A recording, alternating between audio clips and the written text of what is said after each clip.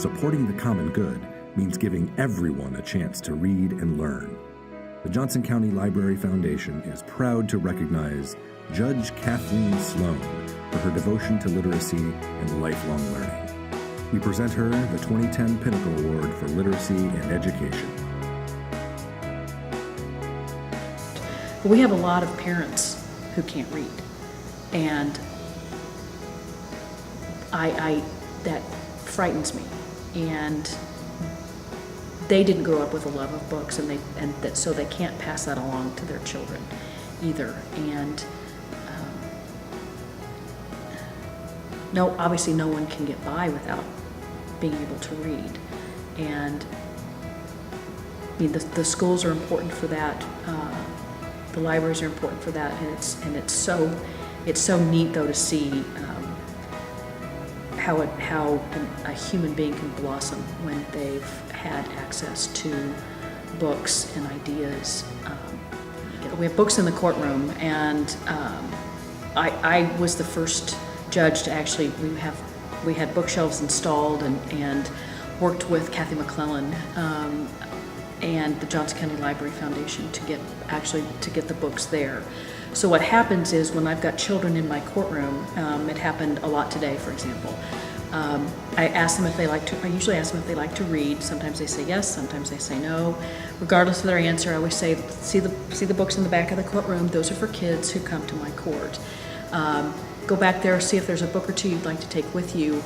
And their eyes usually get big, and they say, "You mean it's a book I can keep?" And I'm like, "Absolutely." And then and as they come back to court over and over again, then I always say, "Would you like to go back and get a book or two?" And I know I sound like a broken record, etc. And they're always surprised that they can go back and get another book. We also have blank journals back there, which has been a huge success too. These are kids who have hearings. Their cases last a long time in my court. I mean, we have cases that may have begun in 2006, 2004. I mean, these are long enduring cases. We have a lot of kids who will come to court and the first thing out of their mouth is, "Can I go get a book?" And they already know I'm going to say yes. What interests me too is a lot of the kids who when I say, "Do you like to read?" And a lot of them, may slump down and go, "No, I don't like to read. I hate to read." Again, I'll say, again, this isn't a court order. You don't have to go back there. Feel free to if you want to. They always go back. I don't have anybody who turns me down, because we spend a lot of time trying to encourage parents to read to their children. And so a lot of times, if I've got parents in my courtroom who have very young children who they themselves might not be in the courtroom, I'll tell them to go back, pick out some books to take home to your children to read to them. I can't imagine a world without libraries. I can't imagine not having a book to read.